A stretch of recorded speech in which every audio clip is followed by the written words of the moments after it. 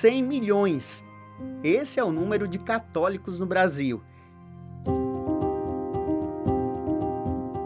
Mais da metade do país. Pessoas que escolhem amar a Deus e ao próximo, praticar sacramentos, viver os valores do Evangelho. Mas como manter firme a espiritualidade em uma era cheia de distrações? Nessa loucura dos novos tempos, cada um encontra um lugar especial que ajuda a se conectar com Deus. A religião é a forma mais concreta que já foi criada para fazer com que nós, seres humanos, nos ligássemos ao transcendente, nos ligássemos a Deus. Muitas pessoas conseguem essa conexão através de suas paróquias e comunidades. Para mim, por exemplo, aqui no Santuário Nacional é o lugar onde eu melhor me encontro com Deus. A Mãe Aparecida consegue fazer com que eu me encontre melhor com Jesus.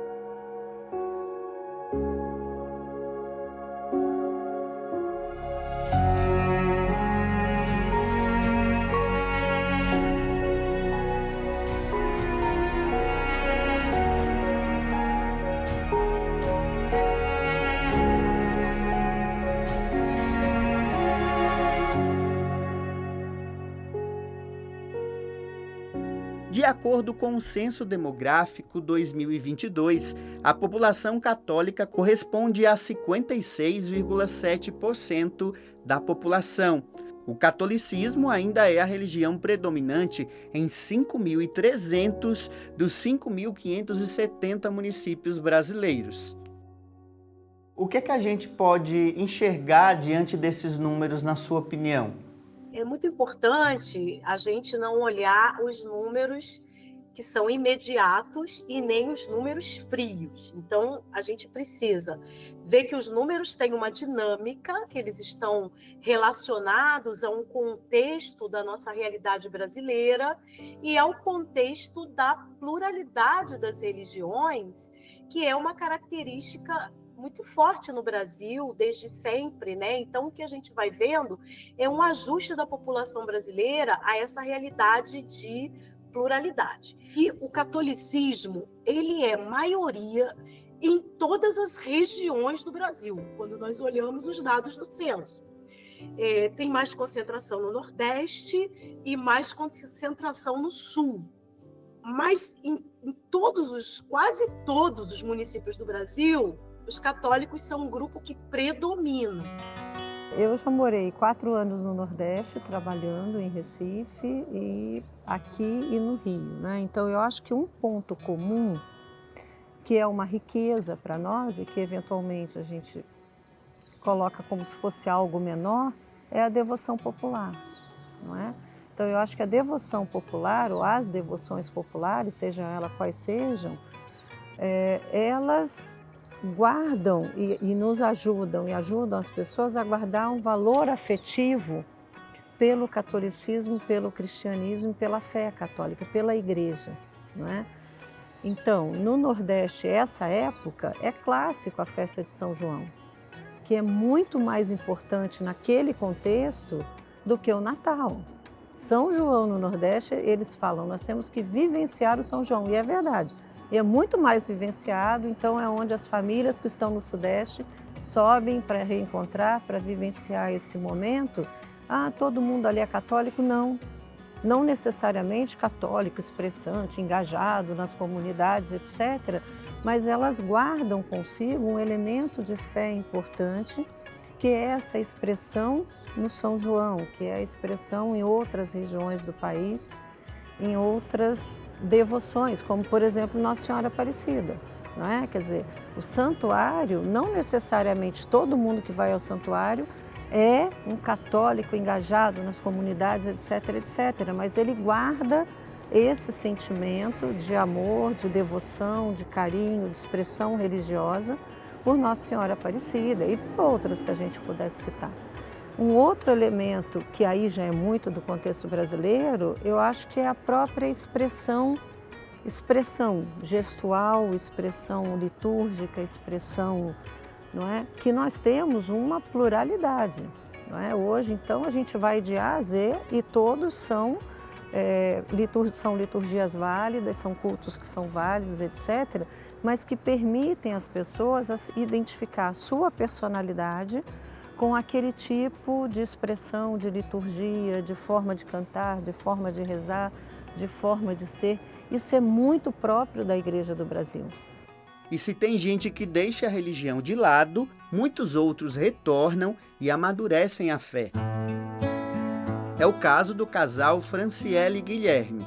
Por meio da pastoral familiar, eles testemunham uma mudança de vida para melhor. A gente começou a participar em agosto do ano passado, né, de 2024, e aí foi um convite de uma amiga que fazia parte. Ela me encontrou e falou assim, Fran, você quer participar da pastoral familiar? Eu falei, nossa, Lê, mas eu nem sou casada na igreja ainda, que ainda a gente não era. E aí ela falou, mas não precisa, lá, essa pastoral ela acolhe todo mundo e tal, e passou meu contato pro coordenador. E aí a gente começou a participar da Semana da Família. Na Semana da Família, ele nos convidou para entrar com a imagem, com esse quadro, né, que tem aqui, na missa da Semana da Família. E aquilo ele tocou muito a gente, porque a Sagrada Família faz muito, assim, mexe muito com a gente, né? E aí ele pegou e falou, o Theo ficou apaixonado, né, meu filho ficou apaixonado pelo quadro e falou, tio, dá esse quadro para mim? E daí ele falou assim, Theo, que isso, vai pedir o quadro, né? E aí passou a Semana da Família, que o quadro estava fazendo parte. Ele falou assim, se você vier no sábado, o tio vai dar o quadro. Só que a gente achou que era brincadeira, né? Só para a criança parar de falar. E no sábado ele realmente, né, na missa, ele pegou e entregou o quadro pra gente. A gente falou, nossa, não precisa, né, e tal. Ele falou, não, vou dar, eu prometi. E faz muito, eu vi que vocês gostam muito da Sagrada Família. Então ele entregou esse quadro pra gente. Eu estava vivendo num momento na qual eu estava deixando a minha família de lado, né? Estava trabalhando, pensando mais em dinheiro. Trabalhava até 2 horas da manhã. Em vez de eu vir para casa, ficava para a rua com alguns amigos, né? Entre aspas, que a gente chama de amigos. E estava ali, esse dinheiro, e não estava dando muita atenção para minha família. Aí no dia 18 de abril, aconteceu um acidente comigo, na qual foi próximo à casa da minha mãe. Foi um pouco uma mensagem que eu recebi. Eu falei, mano, de Deus. Eu falei, cara, eu sofri acidente na rua da casa da minha mãe. Quem me acolheu foi minha mãe, trouxe a gente pra cá. Foi onde a gente passou a ter mais tempo com meus pais, conversa mesmo, né? Se aproximar das crianças. Eu falei, caramba, cara. E foi bem na época que foi a Quaresma de São Miguel, né? Eu falei, nunca rezei. Falei, eu vou pegar firme. Dizem que a Quaresma de São Miguel é muito forte, né? Eu falei, eu vou fazer firme essa Quaresma. Rezando, pela minha família, pela minha conversão, pela conversão de um amigo também, que eu pedi na Quaresma. E num determinado dia, eu sempre falei, caramba, todo mundo fala, nossa, Deus falou comigo. Deus falou, caramba, por que não fala comigo, né? Nunca ouvi a voz de Deus, será que é dessa forma ou não? Aí foi de uma outra maneira que eu recebi uma mensagem de uma pessoa confirmando o que eu estava pedindo em oração. Eu falei, caramba, Deus falou comigo. Eu falei, caramba, que legal, né, cara? Eu falei, nossa, foi um motivo a mais para mim estar me aproximando mais da igreja. Eu falei, cara, vou focar mais na minha família, vou dar mais atenção para minha esposa, para minhas crianças. Aí nisso a gente casou em janeiro, né? Nossa, foi uma coisa acontecendo atrás da outra que foi fortalecendo eu como homem, como pai e como Maria também. Porque depois do casamento que eu fiquei sabendo que ela estava rezando por trás. Então a oração dela foi muito primordial nessa minha conversão, nesse momento meu de me tornar um homem de verdade, porque na época eu posso me considerar um menino. Hoje em dia eu sou um homem, um pai de família responsável e tudo mais.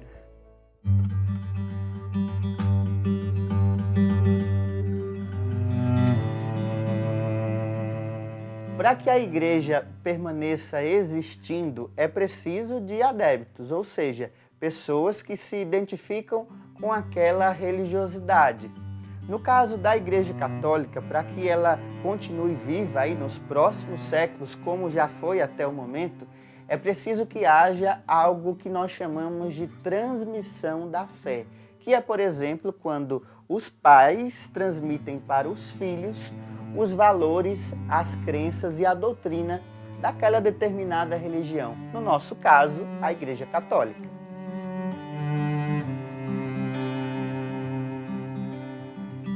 A gente está num mundo hoje em que as crianças chegam numa idade muito avançada sem saber rezar um Pai Nosso e tudo mais. Não existe essa preocupação mais em infelizmente, em muitas famílias. Para vocês aqui, como que funciona isso, de encaminhar suas crianças no caminho de Deus?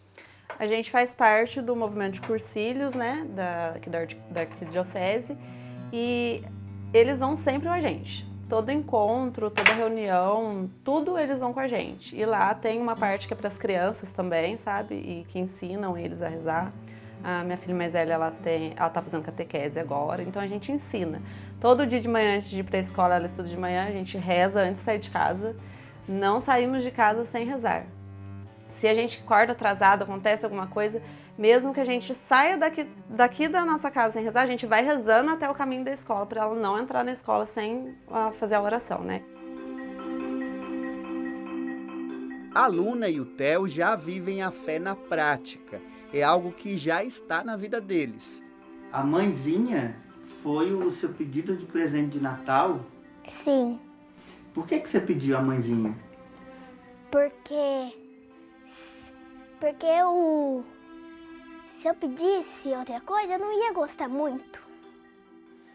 E eu preferi pedir a mãezinha em vez de outra coisa. Você tem muito amor por ela? Por Nossa Senhora? Sim, E você gosta de ir na igreja sempre se encontrar com ela? sim. E você vai no catecismo também, na catequese. O que de mais legal você aprendeu na catequese? Sobre Deus. O que é Deus para você? O que é que ele mais ensina pra gente? Sobre ter fé em todas as coisas dele. E sobre o papai e a mamãe, né? Fala qual que é o tamanho do seu amor por eles. Muito grande.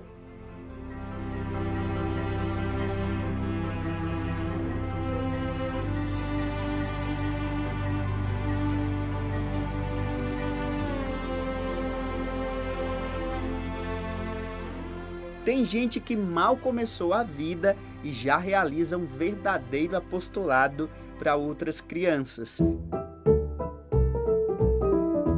Esse rostinho aqui você já conhece. Está todos os dias no Devotos Mirim Show, aqui na TV Aparecida. A Aninha já sabe bem o que guarda no peito. É uma história que também começa com o incentivo dos pais.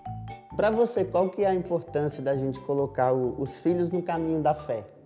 Eles podem estar aprendendo a humildade, aprendendo a caridade, aprendendo ao amor, a humildade, né, junto com as pessoas. E se a gente plantar desde cedo no coraçãozinho deles, isso eles podem levar para a vida, né?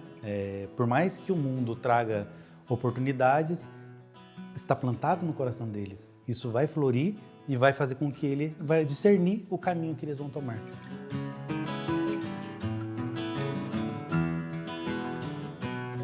E hoje poder ver a Ana Lívia tão pequenininha, né, com 8 anos de idade, a gente conseguir ver que ela já faz esse processo, ela já contribui, né, na verdade ela contribui com a evangelização. Então assim, para mim, como mãe, é uma alegria muito grande e a gente já ter esse retorno, né, de ver uma criança, um amiguinho, falando que aprendeu uma oração que ela ensinou no programa, ter essa interação com ela, né? Dizer, olha que legal que você fez isso, agora eu também estou fazendo isso em casa. Então a gente já está tendo esse retorno, né? Dos amiguinhos, das crianças. Então assim, para a gente como mãe é saber que a gente está plantando e já está começando a colher os frutos, né? Então é uma alegria muito grande, uma bênção. Eu acho que ninguém melhor para evangelizar uma criança do que outra criança, né? Sim, com certeza. Eu acho que, como eu sempre costumo dizer, as palavras comovem, né? Mas o exemplo arrasta.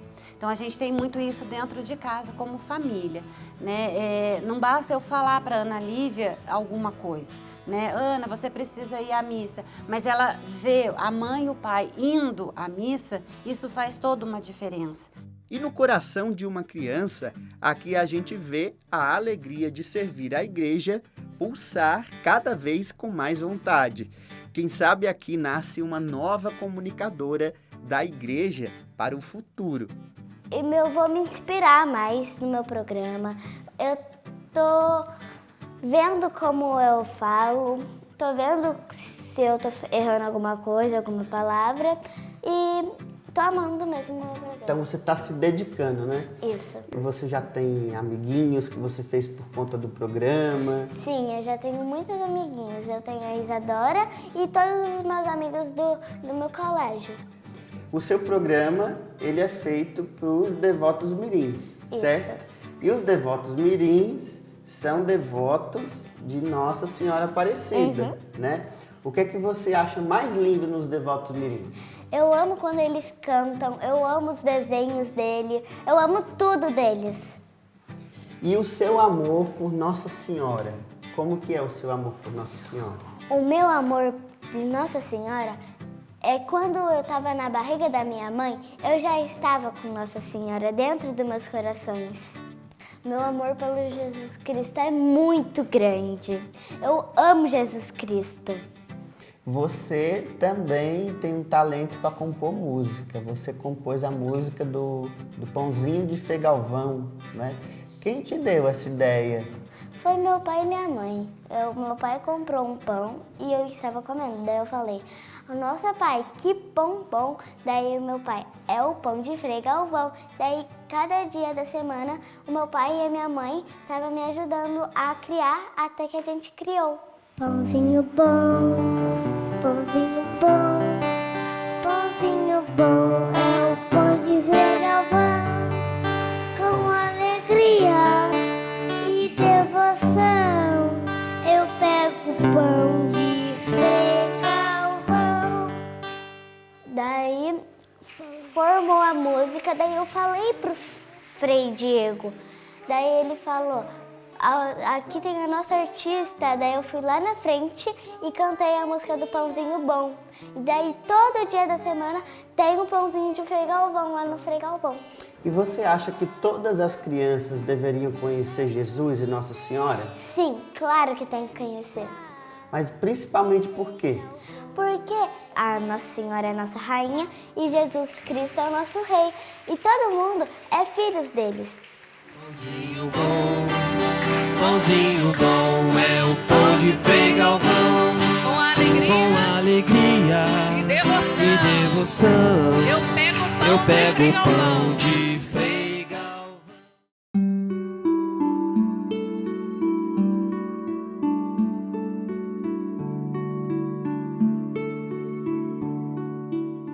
Existe um processo na fé católica que envolve 3 sacramentos: batismo, crisma e eucaristia. Eles são essenciais para a transformação da pessoa humana na igreja. A catequese é um caminho fundamental de conhecimento. É a iniciação cristã que dá base para uma vida inteira. A Derineia é catequista e ajuda essa turminha toda semana a iniciar na fé, inclusive a própria filha, a Sofia.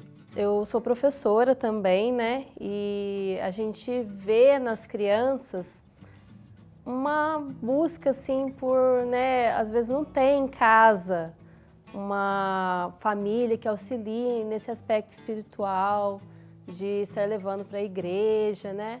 E isso me levou a buscar a catequese na igreja para passar para as crianças um pouquinho, né? Da minha fé, da nossa fé em família também.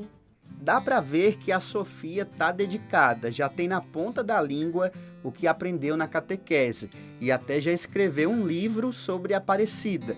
Eu acho que é muito bom porque a gente vai estar dando para as crianças, vai estar mostrando para elas o que elas vão receber em breve, que é o corpo e o sangue de Cristo. É uma alegria, né? Porque a gente trabalha para Deus, né? E a gente quer o melhor para a criança e que ela siga o caminho correto. Então é uma alegria quando a gente vê que a criança se anima ali, começa a ir na missa e vê mesmo a felicidade em estar na presença de Deus. Eu acredito que assim, a responsabilidade dos pais com a catequese começa desde a barriga. A gente tem que, desde que o bebê está lá na barriga, a gente tem que mostrar para ele, né, que é Deus que está junto com a gente sempre, e quando cresce, essa responsabilidade cresce muito, porque você tem que indicar o caminho. O mundo mostra muitos caminhos e os pais têm que indicar o caminho da fé para os filhos.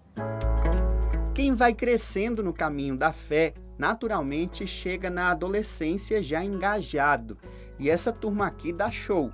É o Grupo Malta, que desempenha de forma ativa o que pede a pastoral juvenil. Eles rezam e praticam momentos de formação. Quem ajudou a fundar foi também um jovem, o Jonathan. O grupo se chama Malta porque o grupo muito se inspira no amor que vem de Deus.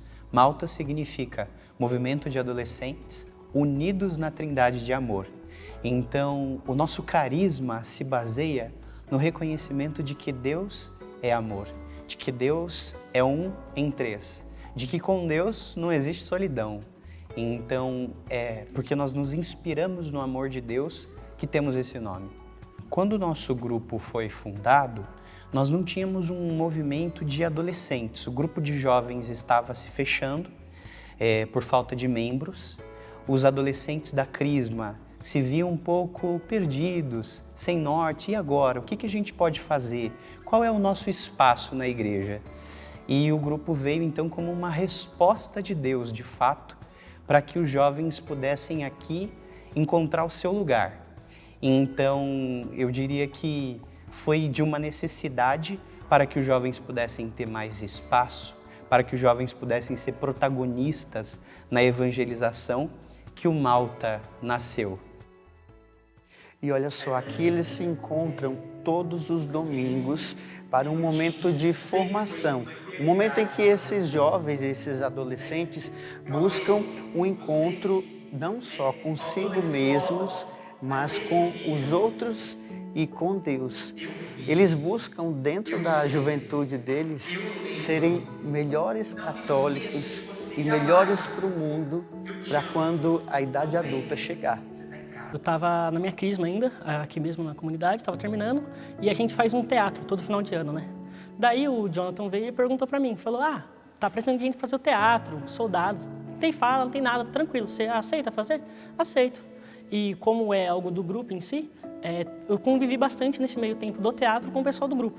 Então, a gente fez o teatro, todo mundo junto, e depois eu já comecei a frequentar o grupo, antes mesmo da Crisma, né? Para você, o que é mais gratificante ou importante em poder participar do grupo? Ver todo mundo unido, cada vez mais vindo jovens, vindo pessoas. É o que acho que mais me gratifica, ver todas as pessoas conhecendo realmente a Cristo, porque é um jeito, né, de estar buscando a Cristo, conhecendo a Deus por meio do grupo. Também aos 17 anos, a Laís se envolve fazendo uma pastoral de comunicação do grupo. Até está pensando em seguir carreira na área. Na nossa cidade, às vezes é muito complicado seguir esse caminho da igreja. Então, a gente que já é mais ativa, a gente tenta chamar outros jovens, sempre acolhendo e chamando eles para viver o que a gente vive aqui. E na sua rotina aqui, o que é que você gosta mais de participar? Acho que de tirar as fotos e gravar os vídeos. Então, você faz um trabalho de PASCOM aqui. Sim. E conta um pouquinho como é esse seu trabalho aqui. Bom, eu comecei esse ano nessa parte das mídias, né, do Malta, mas eu sempre gostei bastante de tirar as fotos, gravar vídeos, e assim que eu recebi o convite, eu aceitei. E é muito bom para mim, porque acho que a gente vê além, né? A gente acaba vendo um olhar diferente, tendo um olhar diferente para tirar essas fotos e gravar esses vídeos. Todo o nosso trabalho, enquanto grupo de jovens da Pastoral Juvenil, procura ajudar os jovens a se desenvolver dentro de uma formação integral. Então, cada encontro é como se fosse um cuidado de Deus para que eles sejam desenvolvidos na relação com eles mesmos, né? Na relação com nós mesmos, nós somos desenvolvidos, na relação com o outro, na relação com Deus, na relação com a sociedade e, claro, eles também são desenvolvidos para que possam também ser evangelizadores, para que saibam pregar, para que saibam interpretar as palavras, para que saibam cantar, para que saibam servir. Então eu diria que os nossos encontros promovem uma formação integral. Os jovens têm se encontrado cada vez mais livres e abertos a fazerem diferentes escolhas, a optarem por seguir por ali ou por aqui. E nesse contexto é fundamental que a igreja possa mostrar que Jesus é o caminho, a verdade e a vida para os jovens. Que o catolicismo, que o cristianismo é também uma possibilidade, um projeto de vida, no qual então a gente baseia a nossa carreira, as nossas escolhas amorosas, a nossa vocação, de modo geral.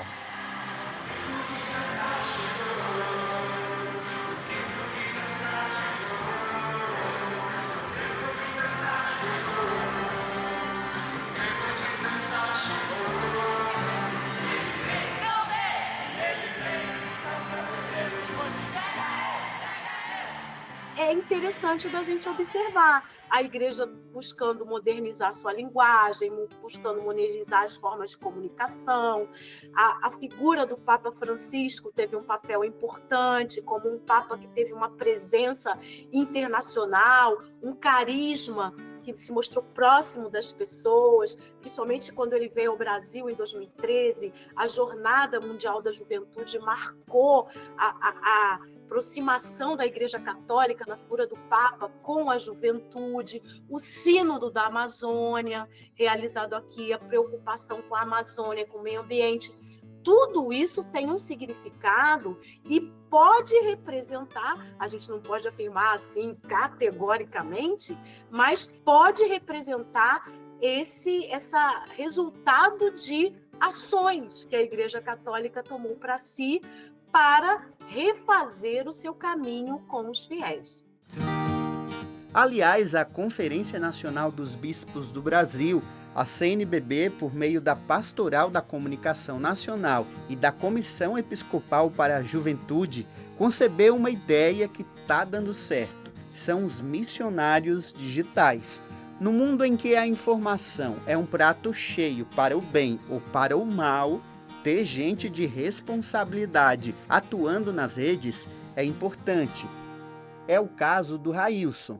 O uso das redes sociais, ele, pelo menos na minha vida, era uma extensão daquilo que eu fazia no dia a dia, seja com os meus amigos ou também na dimensão do apostolado.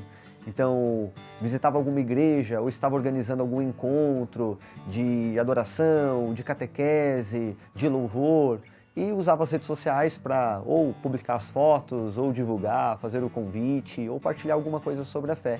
Então, no primeiro momento, eu não tinha essa intenção de se tornar um missionário digital, foi mais que uma extensão mesmo daquilo que eu fazia no dia a dia. Até que eu comecei a ver que existiam algumas técnicas que algumas pessoas aplicavam. Então, você tinha ali os influencers, usando técnicas para que eles pudessem ali ou ter um alcance maior ou entregar algo com melhor qualidade para os seus seguidores. Então eu pensei, bom, tem um público que me acompanha, que tem esse desejo de conhecer mais sobre a fé, quer aprofundar mais sobre o conhecimento sobre o cristianismo, sobre a Igreja Católica.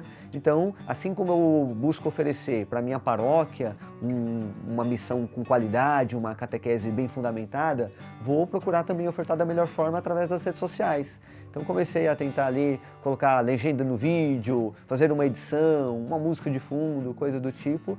Fui tentando servir de maneira mais qualificada, vamos dizer assim, até que a igreja que começa a usar essa expressão missão digital, missionário digital durante o sínodo sobre a sinodalidade. Você acha que a igreja ela está atrasada na questão da comunicação digital, ela está no tempo certo, ou que ela está adiantada, que ela está se superando? Qual que é a avaliação que você faz? A igreja tem o seu ritmo, é um ritmo próprio. A gente acompanhou agora há pouco o conclave e a igreja se comunicando da maneira mais primitiva, vamos dizer assim, que é através de um sinal de fumaça. Mas ainda assim, toda a expectativa ali em torno. E também, recentemente, acho que 2 semanas atrás, a igreja atualizou o seu site oficial, o site do Vaticano. Então, desde que ele foi lançado em 1995, a primeira grande atualização. Então, a igreja tem o seu ritmo, mas ela tem correspondido bem. Então, em 2012, o Papa Bento XVI cria ali a primeira conta numa rede social. Depois, em 2014 para 2015, o Papa Francisco, uma segunda conta, agora numa outra rede social. Então, a gente percebe que a igreja está muito atenta a essa questão, mas ela tem um ritmo diferente do mundo. A gente sabe que a sociedade tem se comunicado de maneira cada vez mais rápida e isso não significa uma comunicação com uma maior qualidade, uma comunicação saudável. Então a igreja também, ela como mãe mestra, já diria João 23, é importante que ela tenha o seu ritmo próprio e também por meio desse seu ritmo próprio nos forme, nos eduque de alguma forma. O projeto Missionários Digitais tem como propósito formar um grupo coeso e capaz de dialogar. São hoje cerca de 30 missionários digitais. A igreja, dos elementos mais belos dela é a diversidade de carismas. E eu partilho isso não só por atuar na missão digital, mas foi algo que, pelo menos desde muito jovem, assim, eu ficava encantado de ver como que a igreja poderia ser tão diversa, como que a mesma igreja poderia ter os aleluiados carismáticos, os franciscanos servindo os mais pobres, as irmãs mais contemplativas e tudo isso servindo a Jesus e comunicando Jesus e levando Jesus para essa mais diversa realidade ali na qual as pessoas estão inseridas. E na missão digital, penso que não pode ser diferente. Então eu acho que a lógica dos algoritmos ela é muito perigosa, porque ela tende a entregar aquilo que você consome. Então você corre o risco de confundir unidade com uniformidade. Então, por isso que a gente precisa levar a reflexão, por isso que a gente precisa pensar uma pastoral, por isso que a gente precisa pensar nessa dinâmica de como formar aqueles que estão atuando na missão digital, principalmente formar para o encontro, formar para o diálogo, formar para a reflexão, para colocar os pés no chão. Então isso é muito importante. Os podcasts nasceram há mais ou menos pouco tempo. São como programas de rádio, normalmente temáticos, acessados hoje por plataformas de áudio e vídeo. Diariamente são milhões de acessos na internet. O Santo Flow tem quase 350 episódios. Há 4 anos vem chamando a atenção pela leveza e profundidade dos assuntos. Agora falando do podcast católico de mais sucesso no Brasil e quem sabe no mundo. Quero falar aqui com o Guto Azevedo. Alegria. Guto, primeiramente, muito obrigado por deixar a gente invadir um pouco aqui do seu espaço, né? Do seu local de trabalho, de seu ofício dentro da comunicação. Na sua opinião, qual que é a importância desse tipo de formato mesmo, desse tipo de comunicação dentro da evangelização? Então, o podcast ele chega na vida das pessoas como uma presença no dia da pessoa. Então é muito raro alguém falar, eu passei 2h30 sentado assistindo numa televisão o podcast Santo Flow. É muito raro isso acontecer. As pessoas, elas apertam play e vão fazer alguma coisa. Vão fazer o almoço, estão dirigindo, estão viajando, estão na academia, né? O formato do podcast, ele gera esse companheirismo, ele é um aliado na vida da pessoa e ele acaba sendo ali um aliado e leva a pessoa para onde ele quer levar. Então, se alguém escuta o podcast católico, significa que ele quer ouvir alguma coisa que vai alimentar a alma dessa pessoa, que vai fazer a pessoa ser melhor, porque vai escutar um testemunho, uma colocação de alguém que fala sobre algo, sobre igreja, sobre Deus e tudo, né? Então, é importante porque a pessoa consegue, mesmo nas suas atividades do dia a dia, receber algo de Deus, né? Eu confesso que no início eu pensei que o podcast seria um entretenimento católico. Isso, na minha cabeça, eu pensava que era isso. Mas não é. As pessoas realmente são evangelizadas no podcast. Nós escutamos testemunhos todos os dias, um mais forte do que o outro. Você possa imaginar assim, de todos os tipos de testemunhos nós escutamos. E percebi que realmente eu atirei uma coisa, mas era outra. Era um trabalho de entretenimento católico e virou realmente um trabalho direto de evangelização para as pessoas. É um formato que veio muito também como uma oportunidade de aprofundar os assuntos, né? Porque na Televisão a gente tem muito problema do tempo, né, da programação, tem que estar tudo muito bem ajustadinho, e os podcasts vieram como uma alternativa para você ficar mais tempo, aprofundar, sem muito compromisso, sem muito, tá muito fechado ali no tempo, o tempo que tiver que durar numa conversa, né? Você concorda com isso, que é também uma maneira de você aprofundar mais os assuntos? Concordo plenamente, né? Para você ter uma ideia, são 350 episódios, quase, e nunca teve um papel de pauta em cima dessa mesa. Nós nunca temos pauta, né? Os convidados perguntam, eu com muito respeito, eu digo, olha, desculpa, vem tranquilo, nós não vamos te colocar em saia justa, mas nós não temos pauta. Isso não é por nenhum tipo de vaidade, não é isso. É porque o podcast, na minha visão, é uma conversa. Ele precisa disso. Não significa que eu vou sentar aqui nessa mesa do nada. Eu sei quem está na minha frente, eu sei um pouco ali, eu tenho, sei lá, pode-se colocar 5, 6, 7 bases por onde eu vou na conversa. Então o podcast ele traz o assunto leve e ele traz a pessoalidade da pessoa, que é geralmente o que as pessoas que estão assistindo buscam. Para mim é um novo formato, é somente um novo formato no sentido não de um novo que sai à frente, mas que soma com a comunicação em si. Eu penso que hoje o maior desafio de todos aqueles que fazem comunicação é compreender realmente a convergência das mídias. É compreender que eu não acesso o YouTube da TV Aparecida ou o YouTube da empresa. Eu acesso a TV Aparecida no YouTube. Eu acesso a empresa no YouTube. Eu acesso a paróquia no YouTube. Eu não acesso o YouTube da paróquia ou o Instagram da paróquia. Eu acesso a paróquia no YouTube, a TV no Instagram. Então é diferente. Não é um lugar que eu aviso coisas sobre nós. É um lugar que eu estou lá do mesmo jeito que eu estou no dial, no satélite, em qualquer outro lugar. Por isso que eu chamo de um grande complemento, que eu chamo do grande desafio da convergência das mídias, que todos nós passamos hoje por essa realidade, precisamos acordar para isso e por isso que eu me sinto muito realizado. E agora, para a gente finalizar, como é a sensação de estar aí do outro lado hoje? É realmente algo muito raro, né?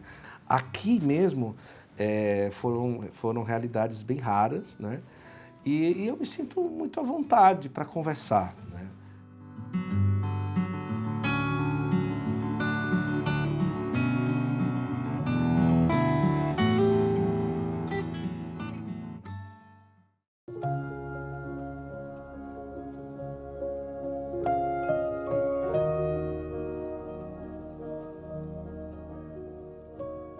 No Brasil, a parcela da população que se declara sem religião representa 9,3%. São mais de 16 milhões de pessoas. Para se ter uma ideia, é o terceiro maior grupo, atrás apenas dos católicos, 56,7%, e evangélicos, 26,9%. Cresce o número de desigrejados. Então, o sem religião pode ser aquele que de fato rejeita o religioso como um todo, como aquele que rejeita a instituição religiosa. Não é? Então, no nosso caso católico, na prática, não é? Na pastoral e nas pessoas, em geral, que a gente conhece, tem gente por aí que guardam todos os elementos do catolicismo consigo, sobretudo as devoções familiares, acompanham eventualmente, inclusive as celebrações eucarísticas pelas TVs, pelas rádios, se sentem mobilizadas afetivamente a isso. Então elas se permanecem, mesmo que de forma inconsciente, na dinâmica católica, mas rejeitam a instituição, não é? E aí rejeitam por uma série de razões. Por outro lado, há aqueles que retornam a uma religião. O Samer é de família muçulmana. Ficou por anos sem se identificar com nenhum tipo de espiritualidade. Se considerou ateu, inclusive. Mas nos últimos 3 anos, achou um norte que nem ele esperava. Foi aqui, em uma pousada que pertence à família dele, em frente ao santuário de Nossa Senhora da Santa Cabeça, que ele se deu conta que precisava de algo que fosse superior, alguma coisa que o conectasse as coisas do alto. Eu estava sentado ali no último degrau ali do chalé e eu falava, nossa, como que vai ser isso aqui no futuro? E só me sentia assim, não sei o que vai ser de mim. Aí foi um pouquinho depois que eu senti assim um conforto, assim, sabe? Me senti parece uma coberta assim cobrindo. Um abraço. Um abraço, parece um manto assim, um abraço de mãe. Eu falei, nossa, eu acho que é daqui. É a partir daqui que eu vou começar a minha vida. E você se imaginaria hoje novamente sem uma religião ou sem acreditar em algo? Ou você hoje já pode afirmar que precisa acreditar em algo, precisa acreditar em Deus? Sim, a gente precisa acreditar em Deus, ter fé. Foi a fé que mudou bastante a nossa vida, a minha vida, a vida da minha família, da minha namorada também. Então, a gente foi construindo todo essa fé, essa devoção à Santa Cabeça, então foi muito bom.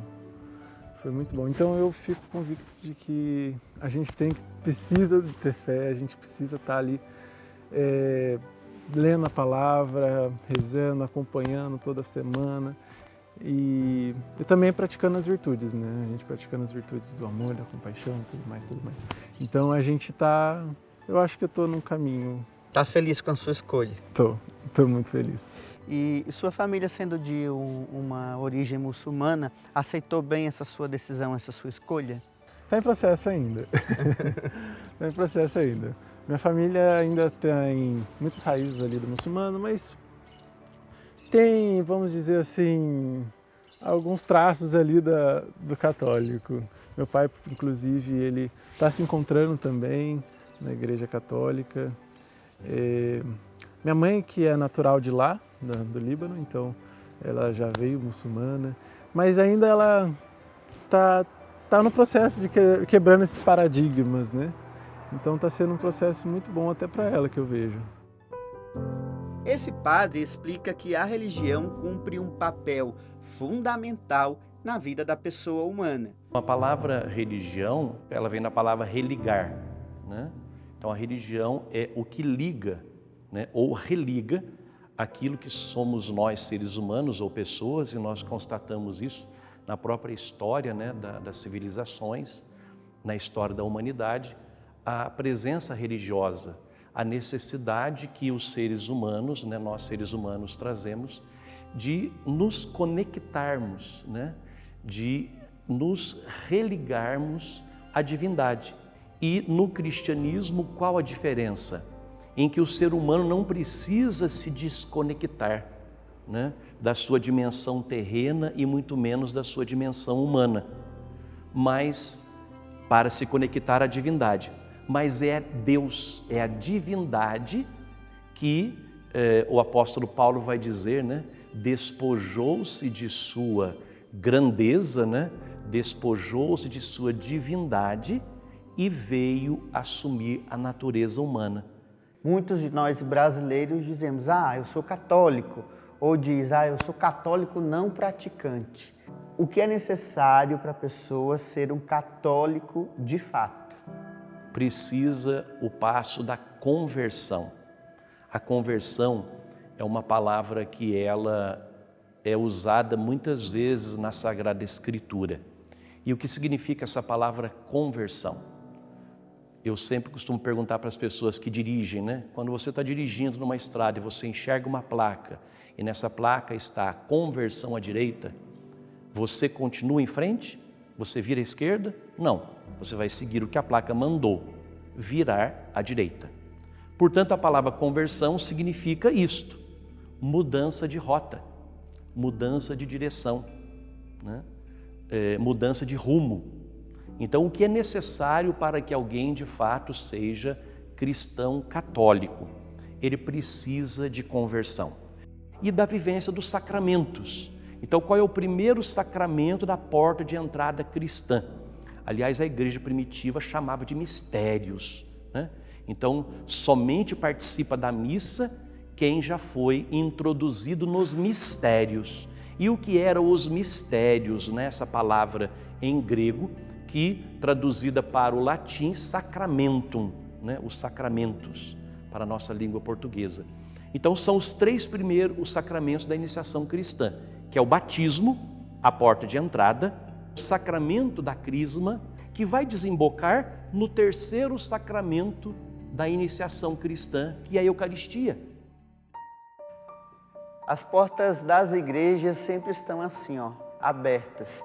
E assim também que está o coração de Jesus para nos receber e nos acolher de volta. Muitas vezes é só lá na vida adulta que as pessoas sentem que está faltando alguma coisa para preencher o coração. É nesse momento que muita gente se reaproxima da Igreja Católica. Se reaproxima até mesmo sem nunca ter feito parte desse corpo. Mas como assim? De família evangélica, as irmãs Dani e Grazi contam que pensavam em ser católicas desde criança. Mas essa mudança só veio após se casarem com maridos católicos e com a autonomia da vida adulta. Grazi encontrou ali o conforto no coração após uma perda de uma bebê. Já a Dani, após ser mãe, queria encaminhar a filha na fé com o batismo. Agora todos da casa delas são católicos. Eu procurei fazer a catequese, eu não era batizada, me batizei no sábado de Aleluia, aqui mesmo, agora, dia 19 de abril. Batizei, fiz a primeira Eucaristia e continuei no processo para crisma e eu vou me crismar amanhã. É uma sensação extraordinária, eu acho que não tem muita explicação do amor, você sentir o amor, né, na Eucaristia, na primeira Eucaristia, é como se Deus te levantasse, você está assim em pedaço, você está ali em pedaços e Ele te reconstrói, você sente a presença de Deus vivo em você. É assim, é uma sensação inexplicável. De repente eu me vejo pedindo a intercessão da Mãe de Jesus para a minha vida. Então eu pedi para ela me ajudar a agir com o coração de mãe, para ela me guiar, para ela me orientar. Aí eu conversei com meu esposo, ele falou assim, não precisa você simplesmente chegar e vamos e pronto, vai indo às missas, você vai vendo como você se sente e aí, então fomos. E aí eu comecei a ir à missa, comecei a me sentir muito bem, comecei a me encontrar. Era como se ali fosse o meu lugar, toda a reverência, todo o respeito e senti muito, muito Jesus ali junto comigo. Santo Agostinho, ele usava uma afirmação, uma frase muito interessante. Deus que criou você sem precisar de você, não pode te salvar sem você. Ou seja, Deus criou eu e você conforme aqui estamos. E inclusive nos deu este coração, que é este órgão que bate aí no nosso peito. Mas Ele não é ladrão e assaltante. Ele nos criou sem precisar de nós, mas Ele só pode me salvar. Ele só pode salvar, Ele só pode nos salvar se nós abrirmos o coração para Ele e dizer, vem Senhor Jesus, conforme está lá em Apocalipse, né? Convidá-lo a entrar. E Ele diz que eu estou à porta e bato. Se alguém abrir, eu vou entrar e cearei com Ele, né? E em outra passagem no Evangelho, Jesus diz que Ele não é ladrão nem assaltante. Então Ele não entra arrombando a porta do coração de ninguém, Ele não entra arrombando janela e nem arrombando o telhado. Ele entra pela porta principal e essa porta principal tem uma tranca e essa tranca é por dentro. É cada um de nós que precisamos abrir. É sempre tempo de buscar Jesus, não importa a idade, não importa onde você esteja. É sempre tempo de abrir o coração para poder receber e seguir Jesus. Então, a importância de ter as portas abertas para a catequese de adultos é você ser Jesus na vida do outro. Ele espera que possamos ser, né? Seguir, que continuemos a missão dele. Então, a paróquia que abre as portas para a catequese de adulto, ela está dizendo que Jesus pode estar na nossa vida o tempo todo e quando a gente quiser. Então, é muito importante, sim. Com o André, a história foi parecida. Também veio da igreja evangélica. A decisão não foi fácil. O pai era pastor do templo que frequentava. Primeiro eu contei para o meu pai, né, que era minha mãe, falei, minha mãe acho que vai ter um pouco de resistência, porque minha mãe, né, é evangélica, praticante, tem muito carinho por eles. A igreja fica na rua da minha mãe, são pessoas que sempre ajudaram a minha mãe. Ali, como disse, minha mãe é uma deficiente visual, eles ajudam, levam minha mãe a participar, né, são irmãos em Cristo. Eu falei, minha mãe vai ficar um pouco resistente, vou conversar com meu pai primeiro, que era o pastor. Eu falei, pai, tenho participado com a minha esposa das reuniões, do grupo de oração, da missa. Pai, eu tenho me sentido muito bem. Eu tenho me sentido realmente o agir de Cristo. Eu lembro no dia a gente tem, né, vai ter o crisma e teve o retiro do nosso crisma. Quando o padre, foi o padre Gustavo, entrou com Jesus, né, exposto aqui. Nossa, acho que foi um dos momentos mais emocionantes da minha vida. Quando Jesus entrou, eu não conseguia ficar de pé, eu me ajoelhei e comecei a chorar muito, só de falar. Me emociona. E eu quis contar isso para meu pai, essas experiências que eu estava tendo. Ele falou, meu filho, Jesus é o caminho, a verdade e a vida. Então, Jesus está lá, se entregue de coração. Eu falei, pai, eu tenho vontade de participar, tocar violão. Ele falou, meu filho, se Deus te deu esse talento, entrega ele, participa. Eu falo que eu conheci muito o amor do pai, não conheci o amor da mãezinha, né? Conheci o amor de Nossa Senhora, esse amor tão cativante, né? E como foi para você a experiência de fazer a catequese? A catequese da Igreja Católica fechou as brechas que eu tinha. Digamos que como eu já tinha um conhecimento, porém haviam brechas. E todas essas brechas foram fechadas durante a catequese, né? Tudo que eu aprendi ali, foram fechando essas brechas, foram firmando mais, deixando minha fé mais sólida. E quem se batizou recentemente na Igreja Católica foi o Marcelo, aos 51 anos. Passando por um câncer, ele encara a doença como um divisor de águas. Mas a conversão veio graças a uma história de amor. Incentivado pela mulher dele, Andréia, se encontrou na fé católica, mas queria mesmo era uma bênção da mãe evangélica em aceitar a nova escolha. Faz 6 anos que a gente está junto, ele foi, nesse longo tempo, ele foi se interessando, gostando, querendo participar e sentindo o desejo no coração dele, né? Então, daí um desejo maior era que ele aceitasse ser batizado, né? Não frequentava outra denominação nenhuma, também em respeito, né, a minha mãe, que é da congregação, mas ela mesma deu o aval para a Andréia. Num domingo, visitando ela, quando eu estava saindo, nós estávamos se despedindo, ela virou para a Andréia e falou assim, arruma um padre para batizar meu filho.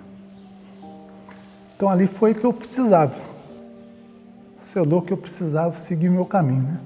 No fundo, você mesmo já adulto, precisava daquela palavra da sua mãe, né? Daquela confirmação. Daquela bênção da sua mãe. Justa, a palavra perfeita é essa bênção, esse consentimento, né? Mesmo adulto, a gente não deixa de respeitar mãe, pai e mãe e não quer fazer nada para desagradar. Então a gente sempre acha que no tempo certo poderia ter batizado na outra igreja. Mas meu chamado não foi lá. Meu chamado foi aqui.